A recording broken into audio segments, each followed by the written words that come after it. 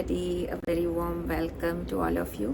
तो आज है 5 दिसंबर और मैं बहुत खुश हूँ। 5 दिसंबर है इसलिए नहीं, बट इसलिए क्योंकि मेरा लास्ट रेडिएशन हो गया था परसों, विच वॉज 3 दिसंबर। तो इलेक्ट्रॉन बूस्टर मुझे सिर्फ 7 लगे 9 की जगह, और मैंने ये डॉक्टर से पूछा भी था, तो उन्होंने मुझे कहा कि आपके साथ ही थे।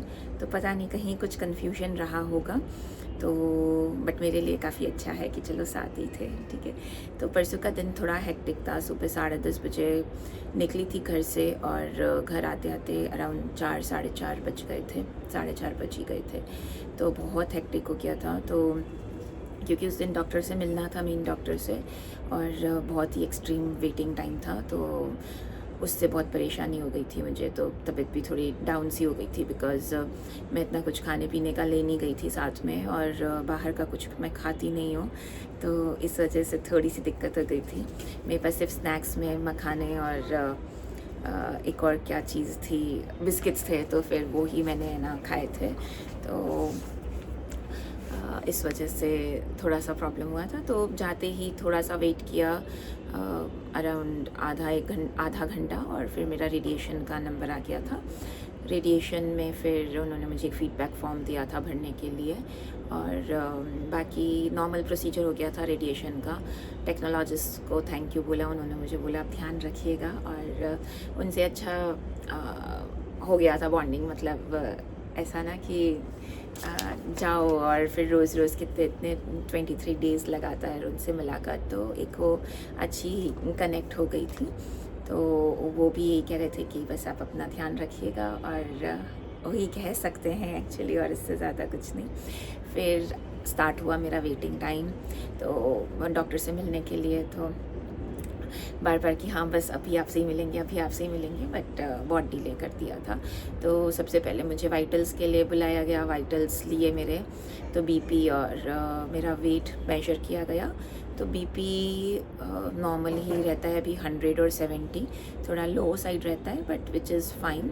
उस दिन इम्यूनो वाले दिन पता नहीं 140 और 110 आया था, तो थोड़ा सा इट वाज थोड़ा सा स्ट्रेंज फॉर मी, बट ठीक है, आई थिंक सो कुछ गड़बड़ हुई होगी, क्योंकि पैर में करवाया था, और मे भी थोड़ा सा डर रहता है कि इम्यूनो करवा रहे हैं यार, ऐसा ना, तो थोड़ा सा टेंशन से मे भी बड़ा हो। तो आई एम नॉट श्योर कि वो इतना हाई क्यों था, बट अभी जितनी बार भी मैं मेजर कर रही हूँ तो इतना ही रहता है मेरा, करीब 100/70।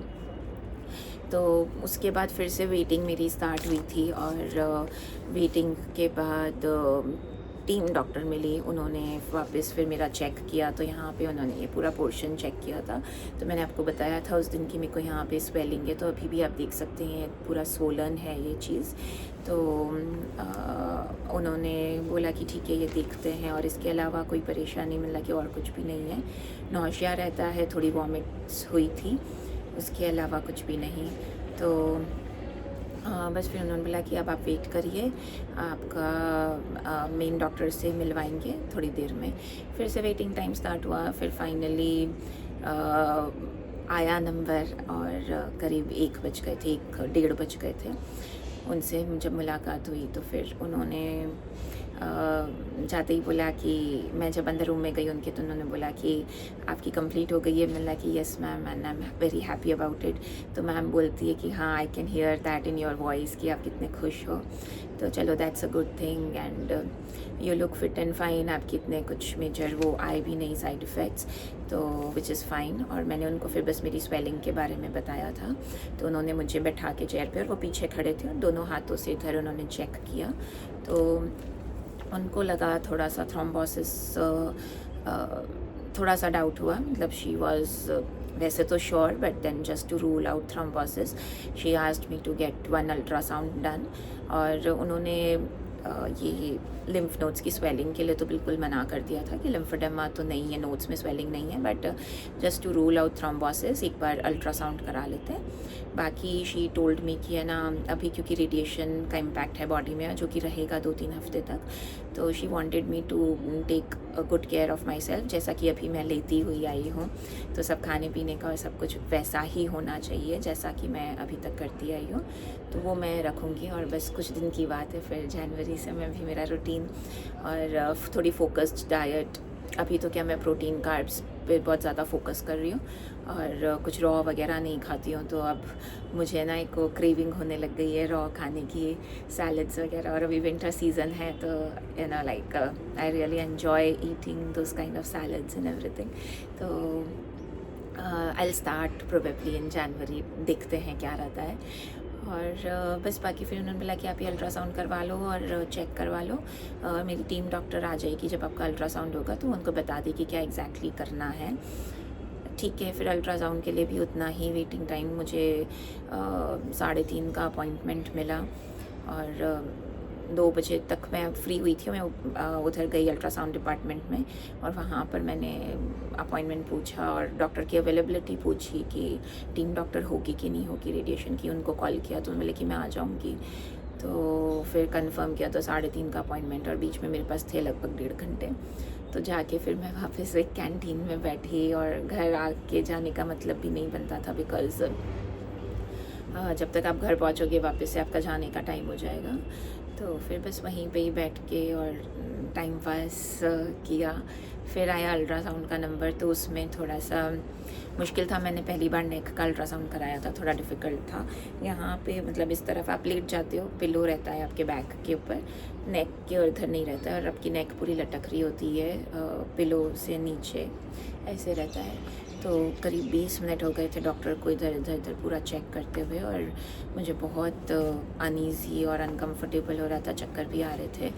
और बिकॉज़ आप लोगों को पता ही होगा मेरा थोड़ा हैवी हेड और मुझे वर्टिगो भी रहता है रेड डेविल के बाद। मुझे ना थोड़े चक्कर से और वो नौशिया जैसा ना, ऐसा एक फ़ील होता है कि अगर जैसे लिफ्ट में भी जा रहे हैं या कुछ ना, तो उसके बाद थोड़ी सी देर के लिए एक हेड में हैवीनेस रहती है। तो उस टाइम मुझे बहुत अनकंफर्टेबल लग रहा था। फिर उन्होंने मुझे बोला अब आप बैठिए, क्योंकि अब बैठ के मैं आपका चेक करूँगी। तो बैठने के बाद मुझे बहुत ज़्यादा चक्कर आ रहे थे, तो मैंने उनको बोला अभी आपको रुकना पड़ेगा, बिकॉज़ मेरे को ठीक नहीं लग रहा है। थोड़ी देर मुझे फिर जब बेटर फील हुआ, फिर उन्होंने वापस किया और उसके बाद बस फिर रिपोर्ट नॉर्मल थी। उन्होंने बोला कुछ भी नहीं है ऐसा, थ्रोम्बोसिस जैसा कहीं पे भी कुछ ब्लड क्लॉट्स नहीं दिख रहे हैं, सिर्फ थायराइड की गांठ दिखी है उनको। तो वो मैं अब आगे करवाऊंगी चेक। वो मेरे पेट स्कैन में भी आई थी, दोनों पेट स्कैन्स में, और इसमें भी अब मैं नेक्स्ट वीक जाऊंगी हॉस्पिटल, बिकॉज़ मेरा फॉलोअप है ट्यूसडे को। तो डॉक्टर से मिलूंगी और तब दिखाऊंगी भी उनको रिपोर्ट, तो क्या करना है इसका और वो गांठ की साइज़ कितनी बड़ी है, कितनी रिड्यूस हुई है, वो रिपोर्ट देखने के बाद ही पता चलेगा। तो बस, और उसी टाइम मेरी जो टीम डॉक्टर थी उन्होंने भी देख लिया था। उन्होंने भी बोला कुछ भी नहीं है, कुछ टेंशन की बात नहीं है, बट शी सजेस्टेड कि मेडिसिन्स पहले ही लिख ली थी मेरी मेन डॉक्टर ने, क्योंकि मुझे इन्फ्लेमेशन या स्वेलिंग वगैरह थी। तो उन्होंने मुझे काइमोरल फोर्टे और फ्लेक्सॉन ये दोनों लिखी है फॉर 7 डेज़। तो वो मैंने कल से स्टार्ट कर दी थी। ट्यूसडे को नहीं ली थी, कल वेडनेसडे था, कल से स्टार्ट कर दी थी और अभी ले लूँगी मैं 7 दिन वो मेडिसिन्स। तो बस फिर उसके बाद रिपोर्ट का भी हो गया और फिर मैं घर आ गई थी। तो साइड इफ़ेक्ट्स थोड़े से ज़्यादा थे, बिकॉज़ रेडिएशन के तो नहीं होंगे, बट देन वो शायद से पोस्चर और उसका, तो मुझे पूरे दिन भर और इवन कल भी ये पूरा पोर्शन बहुत दर्द में था, ज़्यादा एकदम खिंचाव और मुझे बहुत अनईज़ी सा लग रहा था। कंटिन्यूस हेडेक था, चक्कर से लग रहे थे, नौशिया बहुत था, बहुत ज़्यादा जी घबरा रहा था, उसमें थोड़ा सा मुझे प्रॉब्लम लग रहा था। बाकी नॉर्मल मेरा जो जॉइंट पेन वगैरह है वो है ही है, बहुत रिड्यूस्ड है बट देन है। तो वो ये सब प्रॉब्लम्स थी। बाकी इसके अलावा और कोई मुझे साइड इफ़ेक्ट्स नहीं लग रहे हैं, except for this nausea and body pain, joint pain. तो अब आदत हो गई है, तो इतना लगता नहीं है कि आप उसके साथ ही जी रहे हो। एंड रही एक्सरसाइजेस की बात, तो मेरी वॉक बराबर चल रही है। I am doing proper breathing exercises also, और वो बहुत ज़रूरी है अभी, बिकॉज़ मेरा लंग थोड़ा सा इम्पैक्टेड हुआ ही होगा रेडिएशन में। वो कह रहा without checking I can not से, बट देन स्टार्टिंग में डॉक्टर ने बोला था कि 3% ऑफ द लंग में गेट इम्पैक्टेड। तो लेट्स सी, अब जब भी मेरी नेक्स्ट चेकअप होगी तो फिर तब पता चलेगा क्या है। बट हाँ, ब्रीदिंग पे मैं थोड़ा फोकस करती हूँ, एक्सरसाइजेस और ये बराबर करती हूँ। उसके अलावा एक और इंटरेस्टिंग चीज़ थी वेदिंग, तो नहाने का, क्योंकि अभी तक इतने दिन हो गए थे तो वो डॉक्टर ने मना बोला था यहाँ पे कुछ भी पानी डालने के लिए, बिकॉज़ वो मार्किंग मिट जाएगी, टेप हट जाएगी। तो वो आई रियली एन्जॉयड अभी परसों से नहाने में भी। I was feeling so happy कि चलो अब अच्छे से आप नहा सकते हो ऐसे। और एक और चीज़ बोली थी, क्योंकि यहाँ पे टेप्स लगी हुई है ना, तो डॉक्टर ने मुझे मना बोला था एकदम खींचना मत, विथ टाइम पानी के साथ निकल जाएगी। तो वो अभी भी यहाँ पे टेप्स लगी हुई है, मैंने कुछ एफर्ट किया नहीं उनको निकालने का, साइड से भी थोड़ी निकलने लग गई है। जब और थोड़ी स्मूथ हो जाएगी तो I will pull it out और ठीक हो जाएगा। बाकी फाइनली रही मेरे फूड और फ्लूइड्स की बात, तो वो भी मेरा नॉर्मल चल रहा है। एज इन थोड़ा कम है डाइट, बट ठीक है, जितना मैं खा सकती हूँ उतनी मैं कोशिश करती हूँ कि खा लूँ। और पानी मुझे लगता है अभी थोड़ा कम पी पा रही हूँ, बिकॉज़ सुबह उठती हूँ तो यूरिन थोड़ा सा येलो रहता है, पहले इतना नहीं रहता था बट अभी थोड़ा सा रहता है। तो मुझे लगता है कि हाँ, पानी की कमी है बॉडी में, तो वो मैं कोप अप करने की कोशिश करती हूँ कि मैं ज़्यादा पीऊँ। बट मे बी पता नहीं बॉडी में क्या चेंजेस हो रहे हैं। तो ऐसे तो मेरा 3 लीटर्स हो जाता है, बट फिर भी there is this difference which I can see. तो लेट्स सी आगे क्या रहता है। I will increase my intake of water. And finally mood की रही बात, तो कल थोड़े से आँखों में आंसू आ गए थे। कल नहीं, परसों, हाँ, मतलब थोड़ा सा मन दुखी सा हो रहा था, बिकॉज़ जब भी ज़्यादा दर्द होता है तो ऐसा लगता है कि क्या है, क्यों है। और अभी कंफर्टेबल है तो अभी एक स्माइल भी रहती है, उस टाइम भी दर्द में स्माइल रहती है, बट देन वो अंदर से आप इतने खुश नहीं रह पाते हो। तो ऐसा थोड़ा नॉर्मल सा ही मूड था, बहुत ज़्यादा खुश नहीं थी, बट ठीक है, with time I think so. अब क्योंकि मुझे हॉस्पिटल और इसके इतने चक्कर नहीं है, तो आई एम वैसे ही ऑलरेडी वेरी हैप्पी। तो दैट्स इट गाइस। एंड अब मैं वापस मिलती हूँ आपसे मेरे नेक्स्ट वीडियोस में।